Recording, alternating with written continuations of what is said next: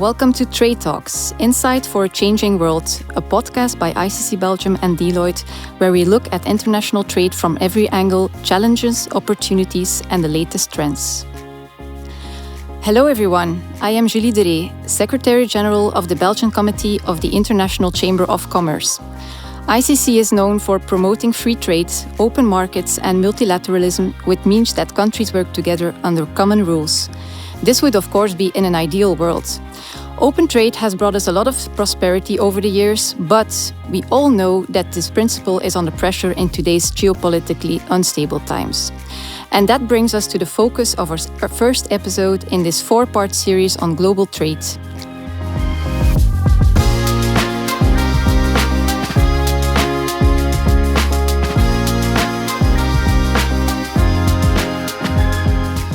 Tariffs, non-tariff barriers, and shifting trade regulations can make it harder to trade or to access markets. They drive up costs and create uncertainty.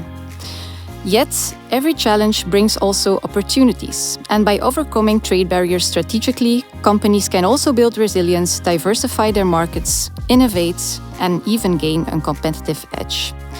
Today, I'm joined by Froke de Temmerman, who is the Director Global Trade Advisory at Deloitte. Welcome, Froke. And we are very happy to welcome our three guests here for today, for this episode. Olivier Joris, who's the Executive Manager of Europe and International Affairs at the FEB, Federation of Enterprises in Belgium. Jérôme Waterkeen, who's the CEO of Steelforce in Belgium. And last but not least, we also have Mark Kireinen, the CEO of Kim's Chocolates, because we all love chocolates, right? I really hope you brought some chocolates. Gentlemen, it's a real pleasure and an honor to have you here. This is actually our very first podcast ever, so I hope you're so excited as we are. And today we will dive into the real challenges that you, your clients, and your members face when trading internationally. And not just how to overcome these obstacles, but also how to turn them into opportunities.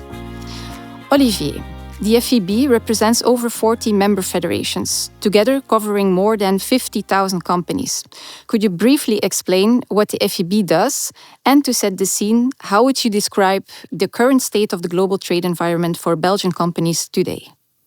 Yes, sure. And first of all, let me warmly thank you for inviting me for this very first exciting podcast.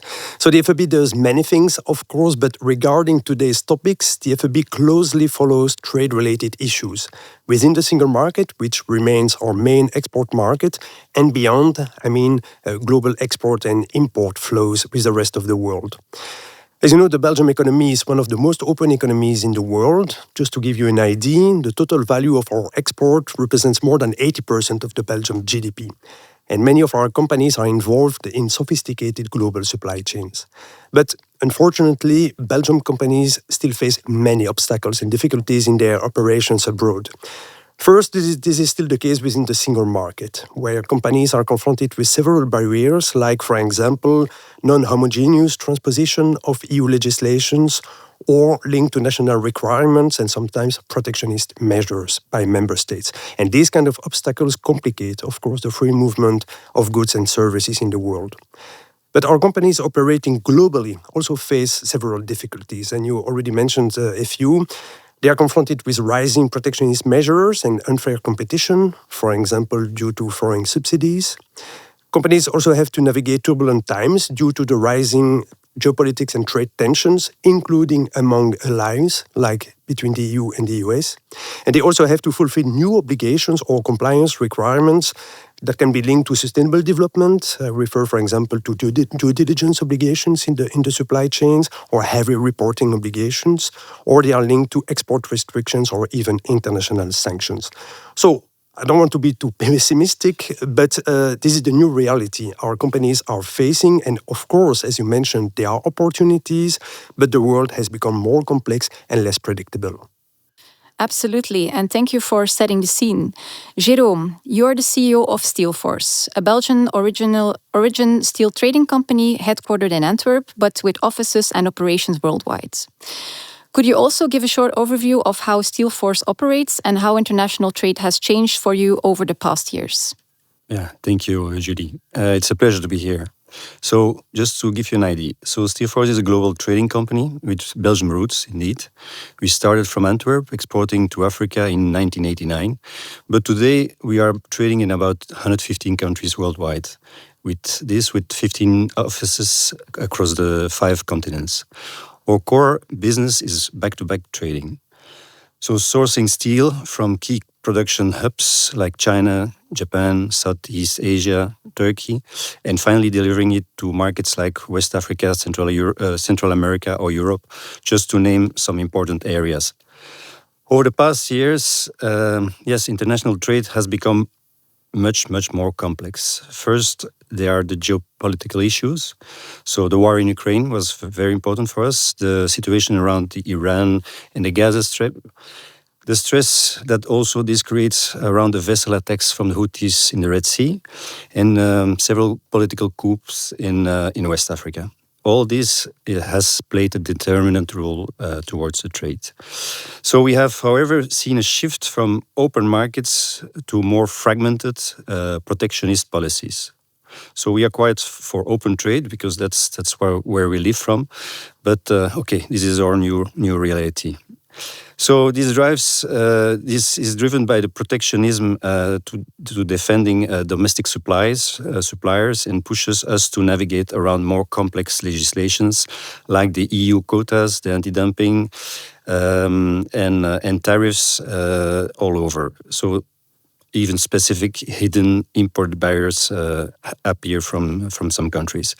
So one of the bases of this has been the increased production in China that now reaches about 2 billion tons produced in the world. And as China is producing 50% of this volume, this means that the fact that in China the GDP growth has been pushed by real estate that was booming at the time and now is in a deep crisis, it turns out that China needs to export. So the fact that China only exports 12% of their production is still about 120 million tons, and that's about the production of the EU. So that has a really substantial impact. This means an increase in competition from Chinese traders, some people even playing VAT tricks to reduce the price, traders running turnover just without profit, and also a strong congestion around Chinese ports. Logically, many countries had to react to the situation and creating barriers which have forced us to become more agile, adapting our sourcing strategies, rethinking our pricing models, and even investing in logistics and compliance. So that's the new reality. So what I hear is a more complex world, more complex legislation, tariffs. How have these kind of measures impacted the way you do business, and what creative solutions do you use to adapt? Yeah, okay, let me illustrate it with an example. So you heard about the Section 232. It's a measure that was applied by the US to protect national security. And it was applied to many countries, but so the logic was to pay 25% import duties on imported material. Now, many countries, or at least the EU countries, Mexico, Canada, and Korea were exempted from that. So means all other countries were paying for steel imports 25%. Now, from this 25 million tons that were imported in the US from various countries, only 5 million tons were paying the 25% tax. Now, with today's changes, where all origins excepting UK are paying 50%, meaning the 25% Section 232 plus an additional 25% that was put on top. Yes, it changes totally the equation because, for instance, we were exporting from countries that were already paying 25% and calculate that in the price. And today, in fact, we gained competitiveness towards other origins that were exempted from this 25%. So it changes very quickly, the jump from one reality to another. So we have to also jump from one source to another with this new reality. So what's more challenging is the unpredictability. And since the Trump era, things change so quickly. However, in Europe, I would say everybody complains about US. In Europe, also the quotas can change overnight, and it's very difficult to predict what's happening, and it has a serious impact. So, just to give an example, also there on the 27th of March 2025 this year, the EU changed the quota system, or at least the quotas that were at disposition. And just 3 days before the material that would enter April 1st, the quota system changed, meaning that all the cargoes that were on high seas could not be diverted or changed. We had these cargoes arriving, and what exceeded the quota paid effectively 25%. So it is very complicated in that logic to predict. In any logical system, you would think that you get an import license in advance before contracting your cargo, before shipping. But in this system, it is not possible. And when the material arrives in European ports and there's no quota left, you just pay 25%. So this looks like quite protective, even compared to the US, because let's say in the US, at least you pay 25%. There's no discussion. It's not a matter of quotas. It's 25 or it's 50. Okay, if he doesn't change his mind overnight, of course. So it's publicly known also in the US that there are import quotas, at least. So meaning even the final customer in the market knows about it and is disposed to pay the inflated price. While in Europe, it's not the case. People don't understand why they should pay additional because a story about quotas, and so that's more complicated to arrange. So you have the quota aspect, and then on the other hand you have the anti-dumping issues, where it takes quite some time before Europe takes the decision to put an anti-dumping. But for us, from 2024, we totally stopped to import Japanese hot roll coils because we got 47% anti-dumping. Impossible to sell anything further. So okay, we adapt, but on the other hand, the industry here needs this material and needs this type of product. So there's no other choice than to pivot quite quickly and develop another and maybe more flexible contract. So yes, investing in market intelligence, tracking the regularity changes and the freight costs, the geopolitical risk. Okay, that's what we have to stay ahead. Yeah. Okay. I assume also when I hear all that, do clients really expect more service? And how has this influenced your contracts and the use of Incoterms? And what about credit insurance? Yes, okay, that's absolutely. So today, clients do expect not just steel. They want more service, they want reliability, transparency, and they want tailor-made solutions. So we have to adapt to that. They also learned that, and certainly after or post-COVID, that they need to have some portion of their consumption from imported goods because, let's say, local mills cannot always deliver enough material for their needs. And this makes that, yes, there is place for import, definitely, but the fact that they need more service, we had also to adapt our way to structure contracts. So in the past, we were mostly selling from port to port on CFR basis. The easy way, let's say the customer takes the risk at the moment you load. For the rest, you pass on the risk and you invoice at the time it's loaded.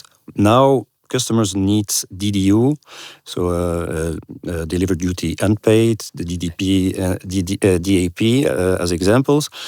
And the customers also need more logistics, storing capacity. You have to move from just in time, so meaning just in time you have to make intermediate stocking, you have to monitor the quota risk, take the risk of anti-dumping if there is any, and all this has an effect, effectively, that the financing cycle is extending, at least for us, because we are trying to, let's say, take on our balance sheets some things that the customers cannot take on their balance sheets. And so yes, we have to offer extended financing terms through credit insurance to mitigate the risk, and which all adds costs, of course.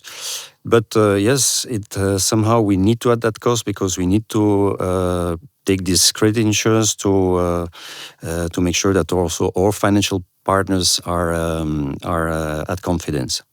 So yes, we expanded our services, offering just-in-time deliveries, co-investing in processing, adapting ERP system to that, supply chain management. There's a lot of things. So yeah, it's not just about price, it's about partnership, it's about having a function. And as a trader, you also look for that function as you don't produce anything.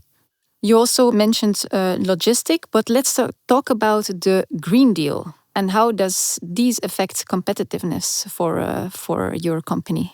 Yes, the Green Deal is a game changer where Europe is trying to change the world, at least have a strong impact on the world, and which is very positive. So it's pushing the industry towards low carbon steel, at least in our sector. So cleaner logistics around it and a transparent reporting. So it's good for the planet, but on the other hand, of course, it raises costs and creates new challenges. Yes, this also increased the prices of steel in Europe and create, for instance, more expensive industrial machines, industrial goods that European companies are exporting. So yes, it touches somehow, or it can touch the competitiveness of these machines. So for Steelforce, this also means rethinking our supply chain. So we are looking to export green steel options or working with mills that have a lower emission standard. On the other hand, we started with carbon accounting. So not only for the EU products that we import, for which we have to purchase CBAM certificates, but also we do carbon accounting for all trades worldwide to be that we do just to be a step in advance and to be more cautious of what we are doing. So this helps us to guide our sourcing to greener areas or processes.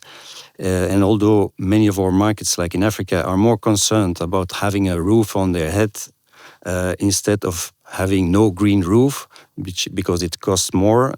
Yes, we are look more there, at least in Africa, looking more for the S, for the social part of the ESG. It's a challenge, but also, yes, it's an opportunity in the sense that we can lead this transformation. With the carbon accounting we are doing, we are a step ahead of the competition. Mm-hmm. I heard you mentioning CBAM. Could you very briefly touch on that? Yeah, I try because it's quite complex. So the CBAM is the Carbon Border Adjustment Mechanism. So it's a product that is evolving, and it still will at least have a very major impact on the trade in Europe. So the concept is that you will pay at the entrance of the EU for emissions, carbon emissions that you have done outside of the EU to produce the steel. So this is to avoid carbon leakage, to protect and also to protect the European mills that massively invest in greener production. So yeah, the benchmark that, or at least there is an allowed benchmark that has to be defined, is not in place or not known yet. And on the other hand, we also don't know yet how we will purchase these CBAM certificates, because you cannot, although we are already offering material and have to include that in the cost of the material we are at least offering today, that will be imported in 2026, starting from January. So it's just another layer of complexity. But okay, the chance to differentiate ourselves from being proactive. So we are busy with it. Thank you. I believe that everything becomes less complex with chocolates. So we go to Mark. Mark, you're the CEO of Kim's Chocolate, one of the Belgium's biggest manufacturers of chocolates, and you export worldwide. Could you explain a little bit how Kim's Chocolate is organized and which countries are your main export markets? Absolutely. But first of all, Julie, thank you for the invitation. And secondly, unfortunately, I have to disappoint you immediately. I didn't brought any chocolates with me this time. I promise next time I will do that. Make it good. Okay, who is Kim's Chocolates? Well, we all next year we're almost 40 years in business. And what are we doing? We're trying to produce top chocolate products on an every day, going from the pralines, the classical pralines, tablets, bars with inclusions, with fillings, different kinds of packagings, and so on. And indeed, we export that worldwide to more than 70 different countries, mainly to the States. States is a very big market for us. Canada is very important. Europe, Asia is growing. But let's say export is, that is our DNA. Where do we make all those beautiful products? In Belgium, of course. We are a Belgian chocolatier. That's very important also for us in the export team. So we do that in Tienen, a very beautiful town. I think too few people know that, but it's a very beautiful town. So there we make everything, one factory. We do that with 180 top colleagues, we have 35 different nationalities. Also, I think it's worthwhile telling that inclusive companies, they do exist and it works. I think that's very important. And the products we make, they are mainly for the retailers worldwide. So we're talking about the Tesco's, the Walmarts, and so on. And we make their products. In the beginning of our existence, it was mainly the chocolate product itself. But in the courses of the years, we also, because we had a lot of growing knowledge regarding designing, packaging, regarding regulatory affairs. I mean, now we know better than customers, wherever they are in the world, what to put from a legislation point of view on the packaging. So we have all this knowledge now inside the company, beside, of course, all the knowledge regarding the chocolate product itself. And that enables us to offer a kind of one-stop shop, let's say, service to our customers. And that's also a very, I think, important evolution we made. And sometimes it can be let's say, a game changer to get the business, yes or no. Perhaps two other small characteristics I want to mention, and they are important also, I think, in this discussion. Although we have 180 colleagues in total, we do a turnover of around 115 million euros. We still consider ourselves as relatively small. We are not big. But what I want to say is that we try to keep, let's say, everything lean. We have a very flat structure. It is food on the ground. I am Mark. I'm not Mr. CEO, Mr. Director. This cut the crap, act normal. And this enables us, sounds quite obvious perhaps, but I don't think it's the case. This enables us to indeed discover opportunities. You have to have a plan, of course, where you want to go to, but there are so many things that are happening in the world, and you can call them threats. I call them opportunities. And that's, I think, this state of mind and this way of organizing a company is very important for that. And the last thing I want to say is also very typical for us. I hate the word sustainability. We also had there, let's say, an evolution during the courses of the year. We were always busy with sustainability without calling it sustainability, without telling it to anybody. And this is, in fact, something that happened along the way since 2015. And now, in fact, this is for us something which we always talk about, not because we want to pretend we're better than the rest, absolutely not. We do that because we think we have responsibility and we want to do every day better than the day before. That's the only thing I wanted to say. That's in a nutshell who we are, and voilà. Yeah, and I heard you say that the US is your main export market. So I want to ask you, could you walk us through that story? And so how did Kim's Chocolate enter the US market, and how have the tariffs currently in place affected your business? Yeah, well, in the States, we work, let's say, we have two approaches. On the one hand, we have we have, in fact, two very long-term relationships, a little bit beyond just customer relations. So, but the first one was, in fact, a retailer who was 30 years ago in Europe looking for European suppliers. And that's how we met, and we still work together since more than 30 years. And there is a direct relation between the retailer in the States and Kim's So there's no one in between. And that's a very important relation. On the other hand, we also work for more than 30 years with an importer and distributor who also takes care mainly of the private label business, because we are mainly private label producer. But we also have still an own brand, which is called Cachet. Don't ask me where you can buy it in Belgium. It's mainly also for export, and it's also, let's say, mainly lower volumes and more like a showcase. Look what we all can do for the for the retailer, let's say, on a bigger scale. But they also do work with the Cachet, and it's in the States. It's also a quite interesting product. So yeah, indeed, we are now quite affected by the Trump administration with the tariffs. And as I said, something perhaps also important to mention is that at a certain moment, we decided as a company not to be a logistic company, but a chocolatier, and focus on the core business. Because in the past, we did a lot of business delivered in the warehouses, wherever that was in the world. So you avoid the shipping. Absolutely. So we said, where can we cut risk? And that's, of course, easier said than done. It's also a strategy, of course. Yeah, that's easier said than done. But also during, let's say, courses of the year, we succeeded in, let's say, now most of our business, we sell ex-works, FOB, and we don't have any risks whatsoever on logistics. And just the example of the States, I mean, we had a lot of problems a few years ago, congestions in the harbor. I dare not to think about all the consequences if we were responsible for that. But in this particular case, now with the tariffs, of course, we got immediately a call from the American customer. We have a problem. So they take care of the normal 6% tariff they paid before, let's say, this all happened. And then they put the 10% on the table. So they wanted us to eat the 10%, which is, of course, impossible. It would. So we have a very good deal that we take, of course, part of it. So yeah, it's quite annoying, but there is no other way around. In the other case with the importer, there we didn't do anything. So, but it's difficult. Once again, we are not a big company. We are relatively big, healthy company, but this is, of course, impacting enormously the business. But okay, that is what it is today. Mm-hmm. So what I remember from what you just say is that you just have to have a very good direct relationship with your retailers, so you can make a good deal and just to avoid the tariffs. That sort of thing. Yeah, that is because we heard also from competitors that they had also working with the retailer more difficult discussions and didn't succeed in what we succeeded. So it's yeah.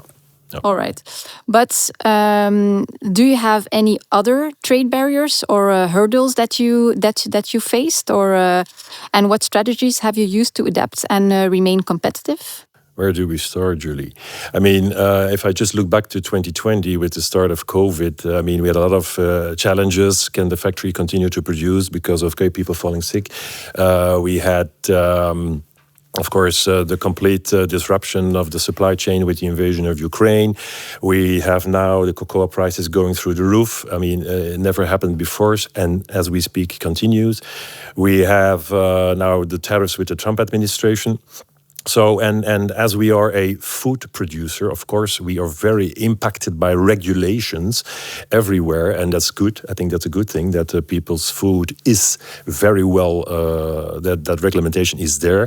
But of course, there are big differences between the States, between China, Japan, Europe, so you have to deal with it.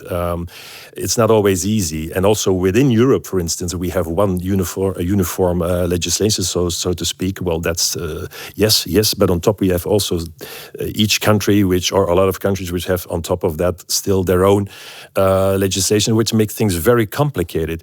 But as I said in the beginning, I mean, this goes for everybody. You can't change that. I think it's important that you expect the fact that there are a lot of hurdles and you have to deal with. Same goes, we talked also here about the Green Deal. Sustainability for us is very important.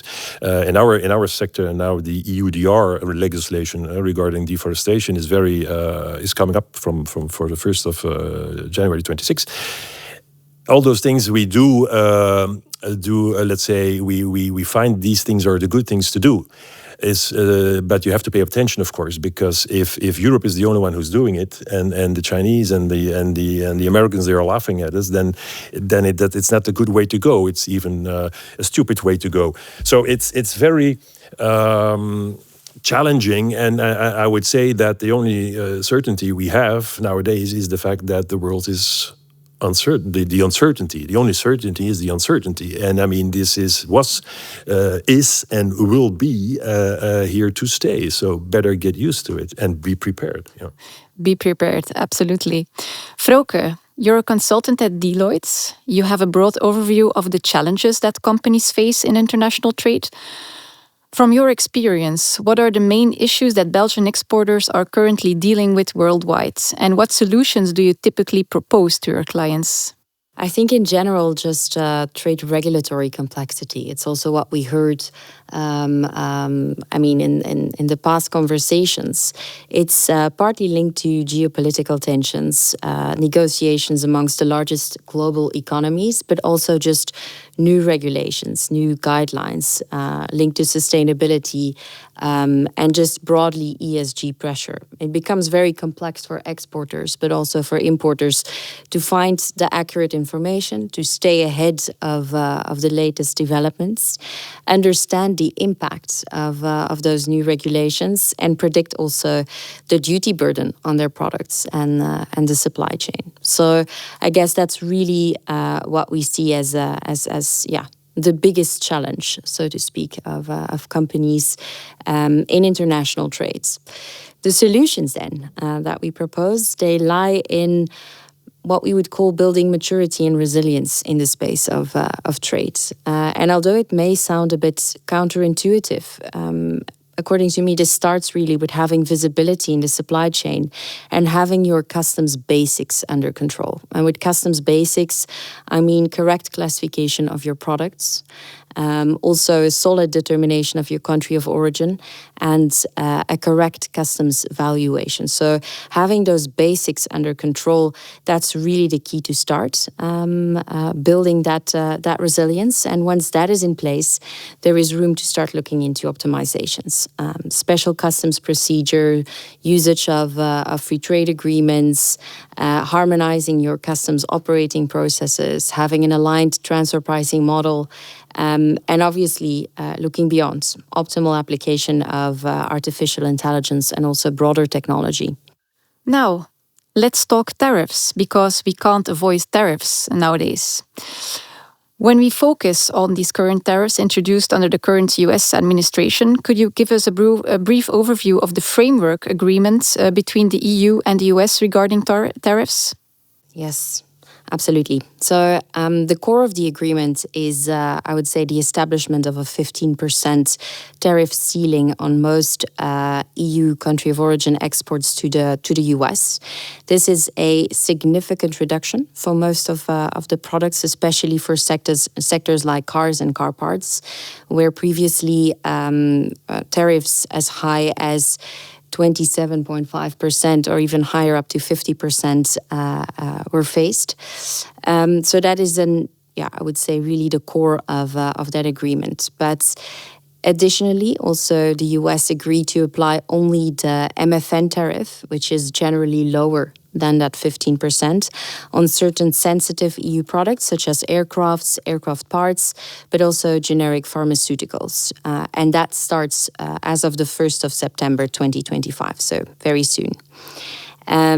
This means that also Belgian exporters in those sectors, they will face fewer tariff barriers entering the US market, and that could, compared to, for example, products with other countries of origin, become a certain competitive edge.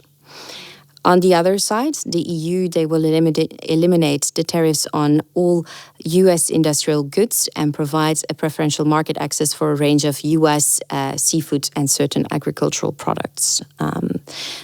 This approach, it aims to really balance the trade and investment flows between the two economies.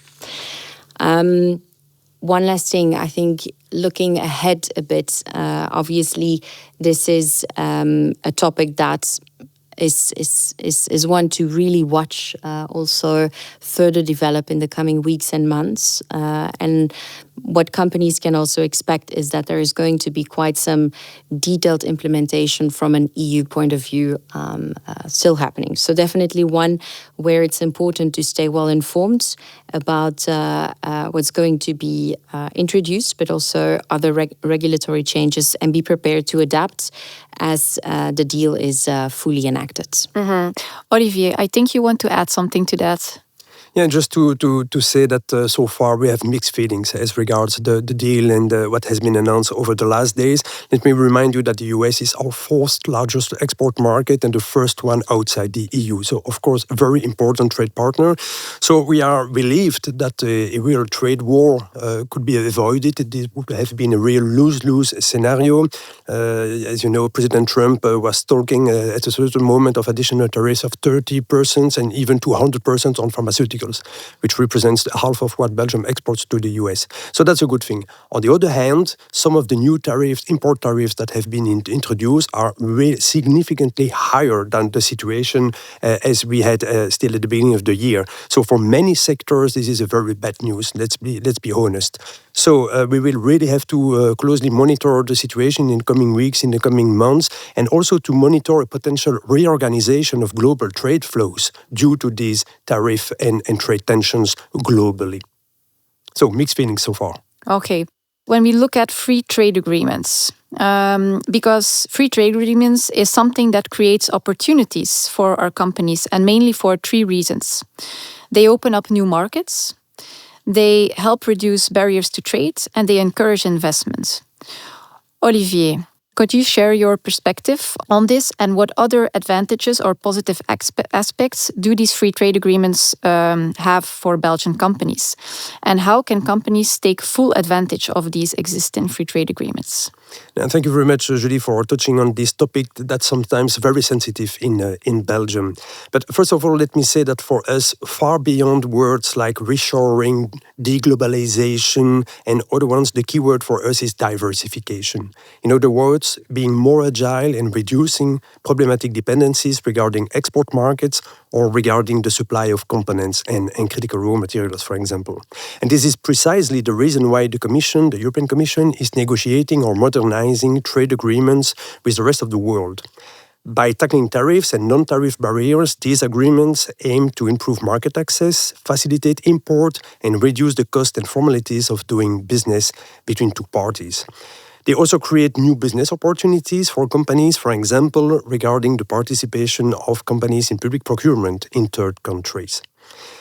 So, on top of that, let me also mention that the fact that these agreements are negotiated by the European Commission on behalf of 27 member states, representing more than 450 million consumers, that creates an additional leverage for smaller countries like Belgium. So we get more thanks to this agreement than what we could get at a bilateral level. And let me be very clear, very often these agreements do not mean starting to do business with these third countries, but they create an avenue to increase and to facilitate trade flows and investment in both directions. And let me just give you one example, the CETA, the agreement between the EU and Canada. Before CETA, Belgium had a trade deficit with Canada. Now, 8 years after the entering into force of the deal, we have a trade surplus with Canada, and these without the exaggerated fears expressed by its opponents in 2016 having materialized. These deals are good, well negotiated, and really they benefit countries like Belgium. So for all these reasons, as you can understand, the FAB is in favor of these trade agreements, but of course, provided that these agreements are well balanced, meaning taking into account the offensive and defensive interest of all the member states, including Belgium. And these agreements, on top of that, must also contribute to improving fair competition and the level playing field at global level. And very often it's not the case at global level. However, just to answer your question concerning the use of these deals, however, unfortunately, we see that a part of the Belgium export still does not benefit from these preferential tariffs that have been negotiated, despite the fact that they are covered by the lower tariffs. So several reasons can explain this situation, and one of these is maybe the lack of information or awareness of the companies as regards these agreements and their potential benefits. So I think that it's a key priority for public authorities, but let's be honest, also for organizations like the FEB, like the sector organizations like ICC Belgium, to make our companies even more aware of these agreements and of the few formalities they have to fulfill in order to benefit from these lower tariffs that have been negotiated.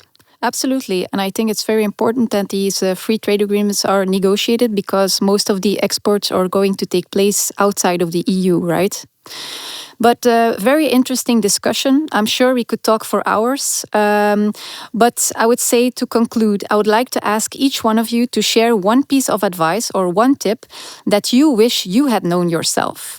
So what should Belgian traders and exporters keep in mind if they want to turn trade barriers into opportunities?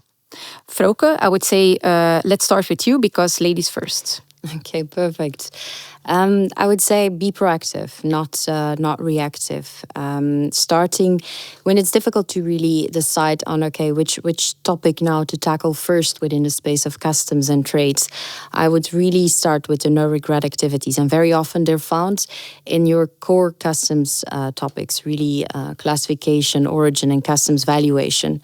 Once that is on point, you can move to strategic duty planning. So really being proactive and not reactive in this market. Okay. A bit in the same line, I think. I just would like my people not to react, but to anticipate a bit to the changes. So once the change happens, I think there's no need to complain and say, oh, it was so better before. We have the FEB to defend our interests. We trust into them to do the necessary to lobby and find a solution. But in the meantime, yes, we have to continue. So let's move on, and let's quickly rebound and let's show our agility, reroute, rethink the strategy very quickly. So while we are totally for free trade, I already said it. I think that trade barriers are definitely there to stay, and it's all to build in the flexibility in your model. So diversify your sourcing, invest in compliance, and whenever there's a chance to innovate, try to do it. So yes, it's the world of today, and it's not for us. It's, I would say, a bit easier to say because we are relatively asset light, but I can imagine that people having like Mark production units, it's more complicated because you make an investment at a longer run, and you have to be able to jump with an agile way on these things. Yes, absolutely, and I can. Of course, confirm what you all said. It's correct. I think you always have to be prepared. Expect the unexpected. Be prepared, and also do realize that you can't be prepared for everything. So there will be a lot of stuff that is unexpectedly black swans, whatever that comes by. So you have to don't be naive. You have to realize that.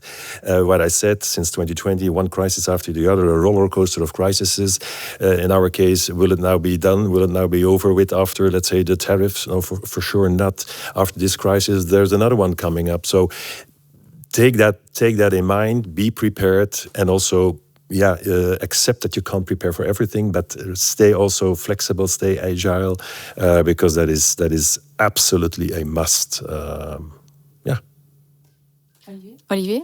So, very interesting things have been said already, but indeed, given the current complexity and uncertainty, I will just repeat my keyword: diversification of export markets, diversification of import sources of supply is for us very key. And to make these possible, I will also repeat myself, make use of the free trade agreements or the thematic agreements that have been negotiated by the European Commission so far with more than 70 trade partners around the world. So make use of them. A huge thank you to our guests for joining us today. So Jérôme from Steelforce, Mark from Kim's Chocolate, and Olivier from the FEB. So Frauke, I think we can We can say that our next episode will be launched next month on the 16th of October, where you will be able to learn everything about tech-driven trade. So I would say stay tuned. Absolutely. Thank you. Thanks, everyone. Thank you. Bye.